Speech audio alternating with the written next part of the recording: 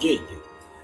देखिए, अगर सब कुछ अक्षरशः ऐसा ही होता कि जिसका सूचना तंत्र पर मजबूत पकड़ हो, उसकी सत्ता स्थायी होगी, तो दुनिया में कभी तानाशाही जाती ही नहीं। उसका वो तो फिर दीर्घकालिक और स्थायी भाव में रहती तानाशाही।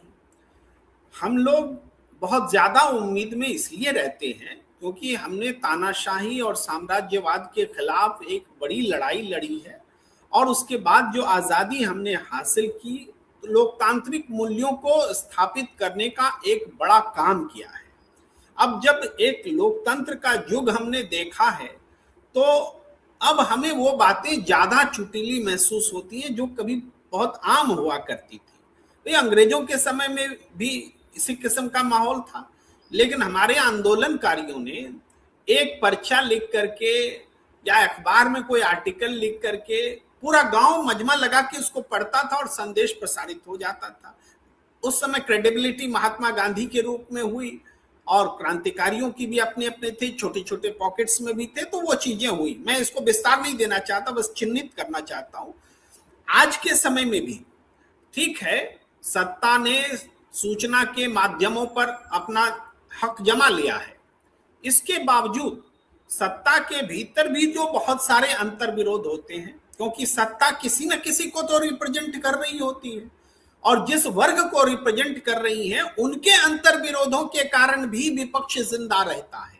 उदाहरण के लिए आज आप देखें कि मेडिकल से जुड़े हुए छात्र हैं, इंजीनियरिंग से जुड़े हुए छात्र हैं, ये उस वर्ग से जो क्रीमी लेयर में आप मान सकते हैं कि थोड़ा जिनके पास कुछ जीने खाने का पैसा है, तो उस वर्ग से जुड़े हुए छात्र जब पेपर लीक से परेशान हैं, तो उनकी आवाज जब उठ रही है, तो वो आवाज गूंज रही है कि नहीं गूंज रही है।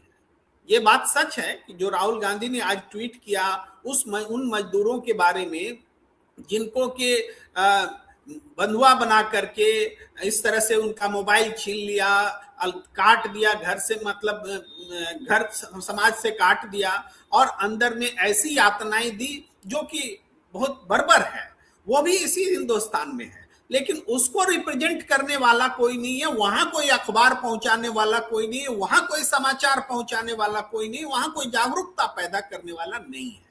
लेकिन हमें ये जो आंदोलन छात्रों का चल रहा है, इन्हीं आंदोलनों से इसको स्प्रेड करके वहां तक पहुंचना होता है, तभी डेमोक्रेसी जिंदा भी रहती है, उसकी उम्मीद भी रहती है। अगर हम यही हार मान ले कि कुछ होने ही वाला नहीं है, तो अंग्रेज के जमाने में तो और भी कहा जाता था, अरे धरना से कहीं अंग्रेज भागेंगे, एक गाल में कर दो, चाटा मार लो, दूसरा गाल उधर कर देने से क्या अंग्रेज भागेंगे?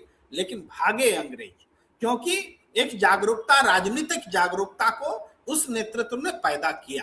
क्या प्रेम जी, बीजेपी ये मान के चल रही कि वो चूंकि राजनीतिक जागरूकता नहीं है इसलिए हमारा बाल बांका नहीं होगा, या अगर थोड़ी बहुत है तो हम उसको अपने हथकंडों से, अपने साधन संसाधनों से क्रश कर सकते हैं, ये आत्मविश्वास है उसका?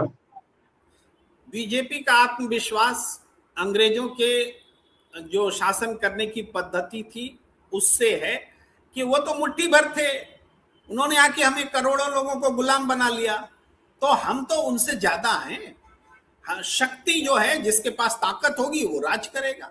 जब मुट्ठी भर अंग्रेज राज कर सकते तो हम क्यों नहीं कर सकते? ये जो उनके पास बल है, उसमें उसी हिसाब से वो संवैधानिक संस्थानों को भी अपना गुलाम बनाते जा रहे हैं, जो आवाज है उनको भी दबाते जा रहे हैं, और इसके लिए जो तरीके अपनाए जाते हैं वो कर रहे हैं, डेमोक्रेसी को खत्म करके उसके ताने बाने को खत्म कर। उनका विश्वास शक्ति में है, लेकिन शक्ति को पहचानना और उसकी पहचान कराना ये भी नेतृत्व का ही काम होता है, और ऐसे कराते हुए ही नेतृत्व पैदा होता है। तो हमें लगता है कि इस सोच को कि हम एक इसी तरह से सत्ता में आ गए तो हम उस ताकत का इस्तेमाल करके हम जनता की ताकत से बड़ी ताकत बनकर रह जाएंगे, इसको चैलेंज करने की लड़ाई ही सबसे बड़ी लड़ाई है, और वो चैलेंज करने की लड़ाई बन रही है, अभी बनी नहीं है, इसीलिए उनकी तूती बोल रही है। जी।